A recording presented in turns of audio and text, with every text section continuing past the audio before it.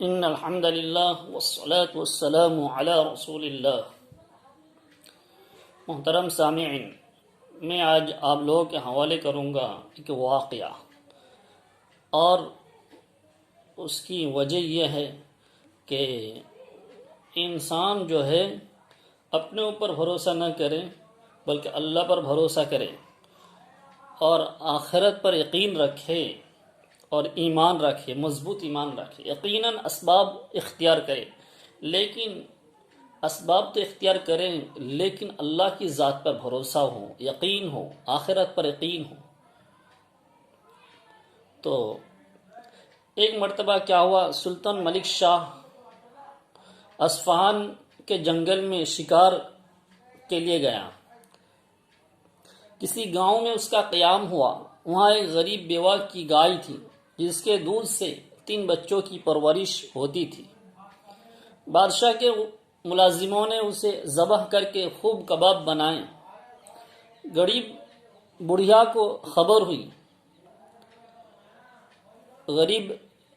کو جب خبر ہوئی وہ بدحواس ہو گئی۔ بادشاہ کے آدمیوں کا مقابلہ کرنا آسان نہ تھا۔ ان میں سے کوئی فریاد سننے کے لیے بھی تیار نہ تھا۔ عوام میں کوئی ایسا بااثر شخص نہ تھا جو ایک وقت لاوارث غریب بیوہ کا ساتھ دیتا تھا۔ ساری رات اس نے پریشانی میں کاٹی، کیا ہوگا، اب میرا گھر کیسے چلے گا۔ صبح ہوئی، دل میں خیال آیا کہ میں براہ راست بادشاہ سے، حاکم سے کیوں نہ ملاقات کروں۔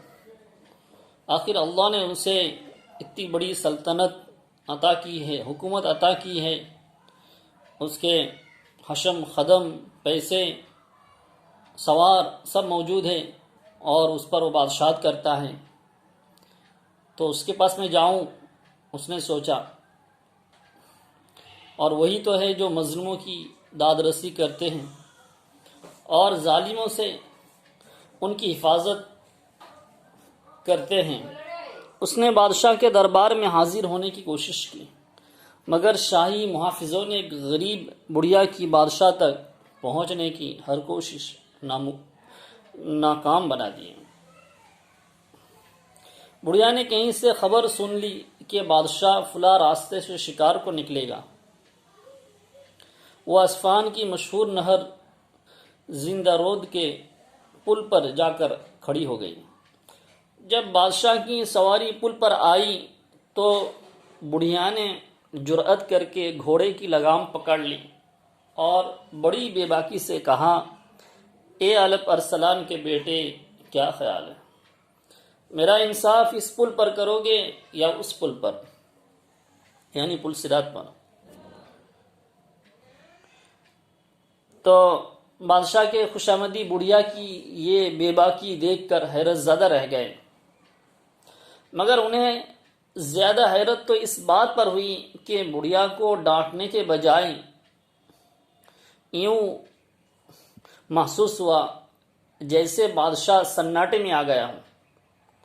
اس کے چہرے سے اس کی اندرونی کیفیت ظاہر ہو رہی تھی،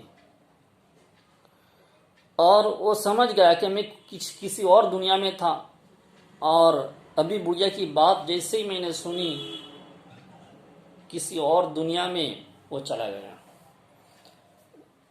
تو فوراً گھوڑے سے اتر پڑا اور اس نے بڑھیا سے کہا، اماں، پل صراط کی طاقت میرے اندر کہاں؟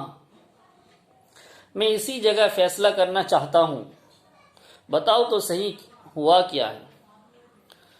بڑھیا نے سارا قصہ کہہ سنایا۔ بادشاہ نے لشکریوں کو اس نالائق حرکت پر سرزنش کی اور اسی وقت ایک گائے کے عوض 70 گائے دینے کا حکم دیا۔ بڑھیا مطمئن اور خوش ہو کر اسے دعائیں دینے لگی۔ جب کہیں بادشاہ سواری پر سوار ہوا،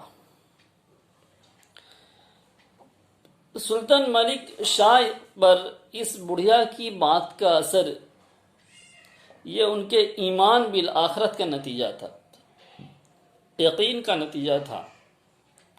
وہ چونکہ بڑھیا صرف نہیں تھی، ایک اللہ والی تھی، عمل کرتی تھی، اسے اللہ کا خوف تھا، اللہ کی محبت تھی. تو اگر آخرت پر ان کا ایمان نہ ہوتا تو وہ بادشاہی کے نشے میں مخمور ہو کر کہہ سکتے تھے جاؤ، مجھے نہ اس پل کی پرواہ ہے اور نہ اس پل کی. بادشاہ کو بھی تھا آخرت جو ہے قائم ہونے والی ہے، تو اسی لیے اس نے مان لیا. اب اسے معلوم تھا کہ یہاں کچھ بھی کر دوں گا ٹھیک ہے، لیکن روز قیامت پر تو کہیں میں بھاگ کر جا نہیں سکتا. وہ اسی طرح یعنی لرز گئے اور انہوں نے اس پر ہونے والی زیادتی کا اسے عوض دیا اور اس کو ختم کیا وہیں پر، اور ان کا جو مسئلہ تھا پورا حل کر دیا. محترم سامعین، آپ دیکھ رہے ہیں کہ یہ کیسے بڑھیا کا تو یقین تھا، دوسری بات ہے بادشاہ کو بھی یہ معلوم تھا کہ مجھے کہیں نہ کہیں مجھے جواب دینا پڑے گا. تو ہم کو بھی ایسا چاہیے کہ ہم آخرت پر یقین رکھیں. یقین کی وجہ سے ہم کو توبے کی توفیق ہوگی، یقین کی وجہ سے ہمارا کام آسان ہو جائے گا، یقین کی وجہ سے ہم قرآن پر عمل کریں گے، یقین کی وجہ سے ہم حدیث پر عمل کریں گے، یقین کی وجہ سے ہمارا اگر کوئی مصیبت بھی آ جاتی ہے، کچھ بھی ہو جاتا ہے، ہم کو معلوم ہے کہ بھئی ہم کو تو آخرت میں ہی جانا ہے، تو اس میں مسئلہ حل ہو جاتا ہے. یہ آخرت پر یقین کا نتیجہ ہے. جب انسان مرتا ہے تو اس کی موت پر انسان کیا کہتا ہے؟ اس کا جو وارث ہوتا ہے، رشتہ دار ہوتا ہے، انا للہ و انا الیہ راجعون. انا للہ، ہم اللہ ہی کے ہیں، انا للہ و انا الیہ راجعون، اور ہم اسی کی طرف لوٹ جائیں گے. تو ہم کو ایمان مضبوط بنانے کی ضرورت ہے. ہم اپنے ایمان کو مضبوط بنائیں.